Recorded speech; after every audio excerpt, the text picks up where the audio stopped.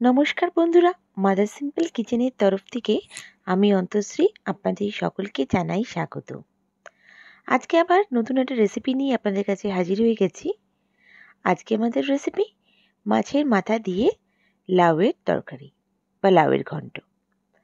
এই রেসিপিটা খুবই পুরনো রেসিপি, তবে আমি এই রেসিপিটা বিনা মশলায় একদম হালকাভাবেই করেছি। এই গরমের জন্য জাস্ট পারফেক্ট এই রেসিপি, আর কোনো মশলা এখানে ব্যবহার হয়নি, কিন্তু এর স্বাদ হচ্ছে অপূর্ব। চলুন দেখে নেওয়া যাক কী করে করছি রেসিপিটি। এখানে আমি নিয়েছি রুই মাছের মাথা। আমি এখানে 4খানা মতন রুই মাছের মাথা নিয়েছি। এবার আমি এর মধ্যে পরিমাণ মতন লবণ ও হলুদের গুঁড়ো দিয়ে ভালো করে মাখিয়ে ম্যারিনেট করে রেখে দেব কিছুক্ষণের জন্য। দেখুন, বেশ ভালো কোয়ান্টিটিতে হলুদ ও লবণ দিয়ে আমি ভালো করে সুন্দর করে মাখিয়ে নিচ্ছি। এটা মাখিয়ে কিন্তু কিছুক্ষণ রেখে দিতে হবে, যাতে লবণ ও হলুদটা ভালোভাবে ম্যারিনেট হয়ে যায় মাছের সাথে। দেখুন, মাছের মাথাগুলোকে ভালো করে মাখিয়ে নিচ্ছি। মাখিয়ে নিয়ে আমি কিছুক্ষণের জন্য রেখে দেব। এবার আমি এখানে একটা লাউ নিয়ে নিয়েছি। লাউটা আমি এতটা ইউজ করব না, কিছুটা যতটা আমার দরকার ততটাই আমি নিয়ে নিয়েছি। দেখুন, আমি সুন্দর করে কেটে নিয়েছি লাউগুলোকে। এবার আমি রান্নায় চলে আসছি। রান্নার জন্য আমি অল্প সরষের তেল দিলাম এবং এখানে মাছের মাথাগুলো বেশ লাল লাল করে আমাকে ভেজে নিতে হবে। দেখুন, সব মাথাগুলো আমি একসাথেই দিয়ে দিচ্ছি। দিয়ে একদম এপিট ওপিট করে ভালো করে লাল মাথাগুলোকে ভাজবো।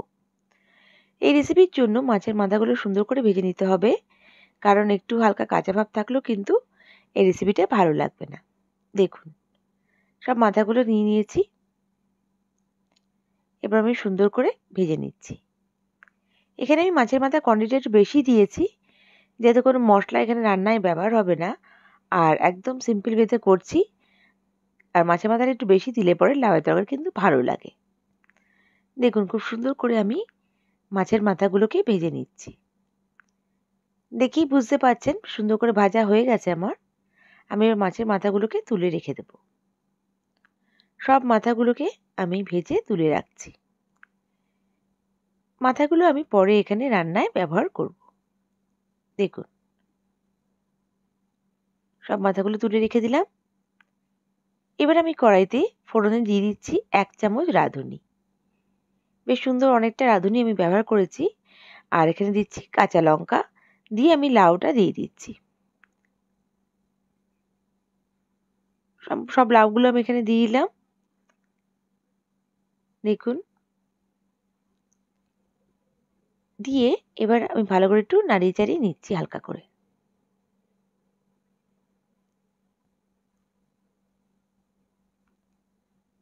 ভালো করে একটু নাড়িয়ে চাড়িয়ে নিচ্ছি।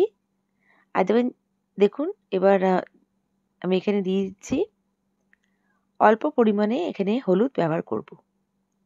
প্রথমে একটু হালকা ভালো করে নাড়িয়ে চাড়িয়ে নিয়ে এবার আমি এখানে 1/2 চামচ মতন হলুদের গুঁড়ো ব্যবহার করছি। একদম মশলা ছাড়া রান্না, কোনো মশলা কিন্তু আমি এখানে আর ব্যবহার করব না। এখানে আমি স্বাদ অনুযায়ী লবণ অ্যাড করছি, আর হালকা চিনি আমি এখানে অ্যাড করছি।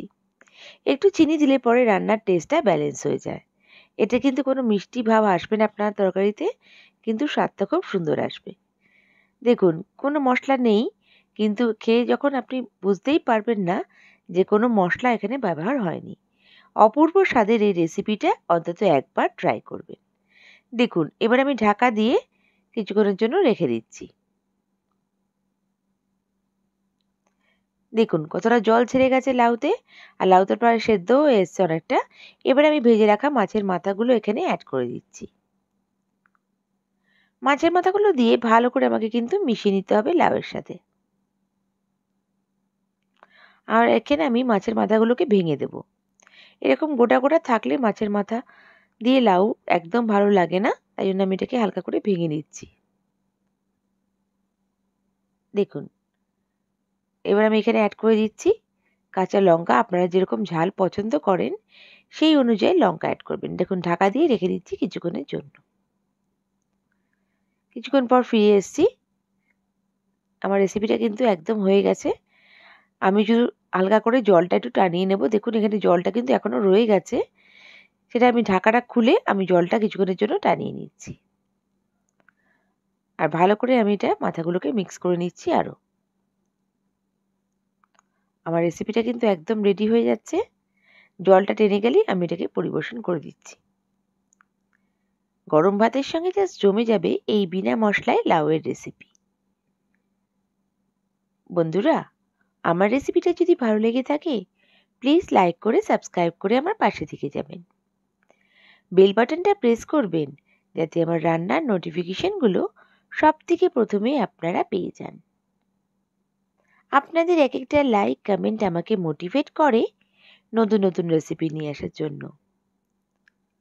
আর বন্ধুরা, আপনাদের মিষ্টি মিষ্টি কমেন্টসের জন্য অসংখ্য ধন্যবাদ। আমি সত্যিই মোটিভেট হচ্ছি, আমার কাজে আগ্রহ বাড়ছে। আর আমার এই রেসিপিটা কেমন লাগলো আমায় কমেন্ট করে নিশ্চয়ই জানাবেন। নেক্সট রেসিপি নিয়ে আবার হাজির হয়ে যাব। সবাই ভালো থাকবেন, সুস্থ থাকবেন। বাই। Thank you.